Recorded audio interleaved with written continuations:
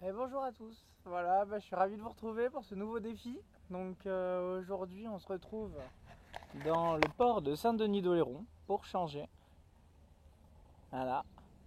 On peut voir que notre cher ami Azulil est parti en mer avec son catamaran. Et donc voilà, voici Saori, fin prête à partir. Je vous ai épargné aujourd'hui tout le check-up. Donc tout le check-up a été fait. Donc je vais vous montrer directement, on va monter à bord. Hop, hop. Donc vous voyez, j'ai un petit peu amélioré encore pour la navigation, le confort. J'ai fait en sorte que le pilote auto ne se casse pas la gueule. Et nous voici à bord, le matossage a été fait. Et donc je vous retrouve avec grand plaisir. On est le dimanche 22 juillet, pour être plus précis.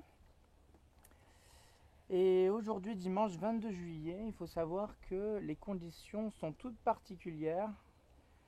C'est-à-dire plus précisément que demain, donc lundi 23, il va y avoir pétole dans la matinée et également accompagné d'un faible coef. Et donc qui dit faible coef, qui dit pétole pour le lendemain, dit forcément pour la plupart ça vous rappelle quelque chose. Et donc on est reparti aujourd'hui pour re-accomplir mon rêve de l'année dernière, c'est-à-dire faire le tour de l'île d'Oléron en solitaire. Donc voilà, vous voyez que j'ai pris pas mal de notes, j'ai quand même beaucoup préparé cette nave une fois de plus. J'ai repris des choses de l'année dernière, j'ai mis à jour certaines choses, je vais vous en parler rapidement. Et donc voilà, donc on va faire exactement le même parcours que l'année dernière. On va partir donc du coup pour une première journée à l'île d'Aix pour aujourd'hui. On va aller faire un mouillage à l'île d'Aix. Donc voilà, l'île d'Aix, je les ai prévenus, je les ai appelés. Ils ont un corps mort pour moi disponible et entretenu. Donc du coup, ça va nous permettre de passer la nuit tranquillement vu qu'il n'y aura pas de vent en plus. Et après, demain, on va aller gentiment passer le pont. Donc je vais vous remonter la carte. Pour ceux qui n'étaient pas là la dernière fois, hop, je vais vous réexpliquer un petit peu le concept du voyage. Donc c'est un voyage qui se déroule en 3 jours, en solitaire. Bien sûr, on peut le faire beaucoup plus rapidement, mais moi je décide de le faire en 3 jours pour plus de simplicité. Donc, alors, hop, voici la carte de l'île d'Oléron. Nous sommes toujours à Saint-Denis ici,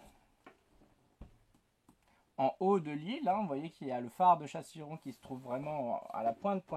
Donc moi je suis dans ce port qui se trouve ici. Et donc du coup notre première journée de nav, on va aller au-dessus de la Longe Boyard Nord pour aller choper l'alignement pour aller directement vers l'île d'Aix. Mouiller ici pour partir demain à l'aube et partir choper la chenale Est-Nord et rentrer dans le chenal.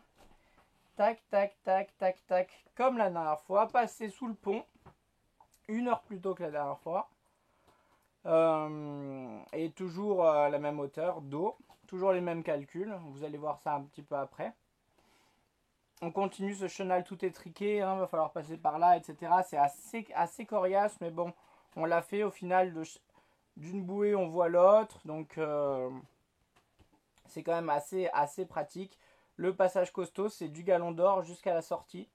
Donc c'est ce qui s'appelle le pertuis de Maumusson. Et le pertuis de Maumusson, il est réputé pour être très coriace. Vous voyez qu'ici, il y a beaucoup de sable, des bancs de sable qui se déplacent et qui viennent se déposer. Et du coup, ça fait en sorte que la houle qui vient du large s'écrase là-dessus et du coup déferle. Donc on a des rouleaux qui viennent déferler jusqu'ici, des rouleaux qui commencent à déferler à partir de là. Et il faut passer un peu entre les deux. Vous voyez qu'ici on est à plus 3 mètres, plus 4 mètres et qu'au milieu on est à 13 mètres, 7 mètres. Donc il y a vraiment un gros goulet. Et du coup, comme la dernière fois, pour passer cet endroit sans aucun souci, il faut passer à l'étal, avec un petit coef encore mieux, mais surtout à l'étal. Donc du coup, comme la dernière fois, on va perdre un petit peu de temps par là, là où il y a le Galon d'Or, au moins on sait qu'il y a de l'eau. Et tout ça pour attendre l'étal, parfaitement l'étal, pour passer, sortir plus loin. Sachant que j'ai mis à jour mes cartes, Et vous allez voir qu'on va devoir descendre vachement plus comme ça. Le goulet a vachement changé, mais ça je vais vous l'expliquer au fur et à mesure. Donc j'ai mis à jour ma carte et du coup il ne va pas du tout falloir suivre cette ligne là. Voilà, après ça, donc on continue dans la deuxième journée, on va remonter jusque là, la Cotinière. Et alors là, selon l'heure, selon l'humeur, selon l'envie, selon la fatigue surtout, et surtout selon l'heure, parce que j'ai pas trop envie de faire de nave de nuit. Soit je m'arrête à la Cotinière, dans le port, je demande hospitalité pour une nuit, et du coup je me mets à couple d'un petit bateau le temps d'une nuit pour repartir le lendemain. Soit je continue directement, et donc on finit de faire le tour en passant au large du plateau de Chardonnières, en passant au large de la pointe de Chassiron, au large d'Antioche, et on revient à la maison. Voilà, bah écoutez, il y en a pour qui ça parle déjà, donc on est reparti. Moi je suis un petit peu tout chose, c'est-à-dire que depuis 3 jours, plus de 3 jours, je suis un petit peu dans ma bulle, c'est-à-dire que je me suis surpris vraiment à me retrouver dans des situations comme, je sais pas moi, à la file d'attente d'un supermarché pour payer, par exemple à la caisse, à être dans le vague pendant une demi-heure, pendant tout le long de la queue, pour vraiment juste en train de réfléchir tout seul à mes calculs de marée, à mes calculs de distance, mes horaires, vous imaginez bien que tout ça est assez compliqué et demande, comme je l'ai imaginé la dernière fois, un alignement des axes parfait, quoi. Il faut vraiment que toutes les conditions rentrent en ordre. C'est-à-dire, en premier lieu, pas de clapot, pas de houle et pas de vent pour passer sous le pont, parce que c'est quand même très ric-rac, donc du coup, il faut vraiment que les conditions soient optimales. Et passer à l'étal, à faible coef, et pareil, avec pas trop de houle. Imaginez bien que si la veille il y avait 40 nœuds, bah forcément il y a une houle de dingue et du coup on peut pas passer. Donc là j'ai regardé, on est bon. Voilà, et après pour le reste, bah, du coup du beau temps, on va avoir vraiment pétole aujourd'hui et demain. Mais le troisième jour, on va avoir un petit peu plus de vent, donc ça va nous faire une belle navigation pour rentrer. Voilà, le dernier tiers qui me manque. Donc voilà, on peut voir sur mes petits calculs rapidement, je vais voir où j'en suis.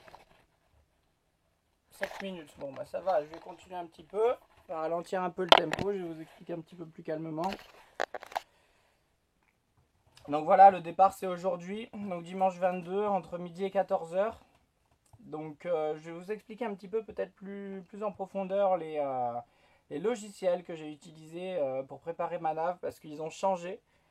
Je me suis rendu compte que ici et qu'aujourd'hui WinGuru j'ai trouvé plus efficace, j'ai l'impression, donc du coup c'est à tester. C'est pour ça que j'ai fait toutes ces notes là, c'est pour pouvoir comparer avec la réalité, voir si ce logiciel est encore plus fiable.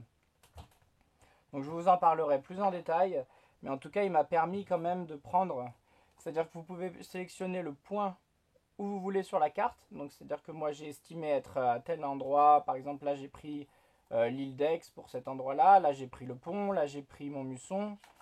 Et là, j'ai pris au large de la Cotinière. Donc, ça permet d'être vraiment beaucoup plus précis là où vous prenez votre vent. Et vous voyez que quand il y a des couloirs de vent, c'est quand même bien plus utile que juste le vent à Chassiron indiqué par WinGuru. Donc, c'est quand même beaucoup plus précis. Bien sûr, la direction, la force, etc. Ça, c'est du classique. J'ai pris toutes les hauteurs d'eau. Donc les classiques, 3 mètres, 3 mètres 50 et 4 mètres, histoire de savoir où je peux passer large. Et après, j'ai calculé en pied mon pied de pilote. J'ai pris aussi la mesure avec un fil à plomb de savoir exactement combien j'avais de pied de pilote. Maintenant, je sais que j'ai 50 cm de pied de pilote en plus de la quille. Donc c'est toujours ça, 50 cm qui équivaut à 1,6 pieds. Vous comprendrez bientôt pourquoi. Et donc voilà, le réveil vers 8h du mat, un peu avant. Le départ plutôt vers 8h du mat. Le pont entre 10 et 11h dans l'idéal. Et arriver à Montmusson après 14h. Voilà. L'étal, c'est entre 14 et 16h, donc on est tranquille. Nanana, nanana. Et voilà, quoi d'autre ? Voilà, j'ai prévu large au niveau des horaires, histoire de pouvoir faire de la navigation de nuit. Vous voyez que j'ai mis à 2h du mat, à 4h du mat, à 6h du mat. Donc tout ça me permettra de pouvoir naviguer entièrement sans regarder la météo sur un logiciel, donc sans être dépendant de matériel informatique.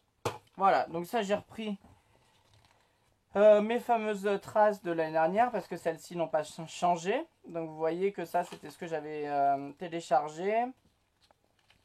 Histoire de pouvoir passer sous le pont, j'avais donné à chaque fois le nom de la bouée qu'on passe, de la cardinale ou de la bouée qu'on passe, le nom de la suivante et le cap à prendre. Voilà, à faire attention à certaines choses. Voilà, ici le passage un peu compliqué c'est ici. Après le Tronxo, je trouve que c'est quand même là où il faut se rapprocher un peu des côtes et pas prendre celui-là de banc. Donc il faut quand même pas rater la première verte. Voilà, et celle-ci c'est la carte qui n'est plus à jour. Donc je l'ai maintenant sur la tablette, j'ai pas pu l'imprimer. Mais du coup on va voir que toutes ces bouées là ont été vachement déplacées, ont été rapprochées là. Donc maintenant il faut vraiment longer la côte. Voilà, bah écoutez, le bateau est prêt. J'ai fait un avitaillement de compétition. J'ai vraiment préparé dans les dernières naves que j'ai faites, j'ai vraiment amélioré le bateau et vérifié que tout fonctionnait bien, donc tout est bien préparé.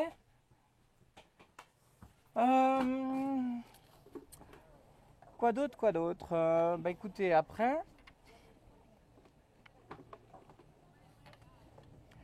voilà, bah écoutez, on est reparti. Moi j'ai hâte déjà d'aller me poser tranquillement. Vous voyez que là j'ai installé dernièrement mon lit à l'arrière. Hop. Voilà, pour changer un petit peu. Et parce que j'avais un petit peu mal au dos, donc je voulais voir si c'était un problème de lit. Et voilà, écoutez, moi je suis en pleine forme, j'ai bien préparé ma navigation, j'ai anticipé tout ce qu'il fallait pour le mouillage et pour la cotinière. Donc voilà, on va pouvoir démarrer gentiment. Donc moi je vais finir de préparer, je sais qu'il me reste juste les pare-balles, je vais en enlever quelques-uns maintenant parce qu'ils ne me servent pas trop pour l'appareillage. Et du coup ça me permettra de les avoir déjà dans le bateau avant même d'être en mer. Donc c'est quand même plus pratique que d'aller se déplacer et enlever tous les pare-balles un par un. Quand on est tout seul c'est un peu chiant, surtout ceux à l'avant, parce qu'on ne sait pas trop où les mettre. Donc voilà, bah écoutez, ça m'évitera des manœuvres. Voilà, bah écoutez, je vous embrasse. Moi je suis ravi de repartir, je suis trop content. On va enfin se faire ce rêve que j'attends depuis si longtemps. Donc c'est vrai que la dernière fois, le fait de passer sous le pont et de passer Montluçon, c'était quand même un vrai exploit. Ça reste quand même la plus grosse partie du boulot. Mais le fait qu'il me manquait comme ça ce petit tiers à la fin, voire même ce grand tiers à la fin, je suis un petit peu resté comme ça justement sur ma fin. Et aujourd'hui on va aller accomplir ça parce que les conditions sont de nouveau au rendez-vous. Voilà, bah écoutez, je vous embrasse. Moi j'ai la hype à fond et j'ai hâte de partir sur l'eau histoire de me relaxer et de repenser à autre chose que de la préparation de navigation parce que là j'en ai plein la tête et c'est très prenant. Voilà, bah écoutez, je vous embrasse et je vous dis à bientôt. Bye bye.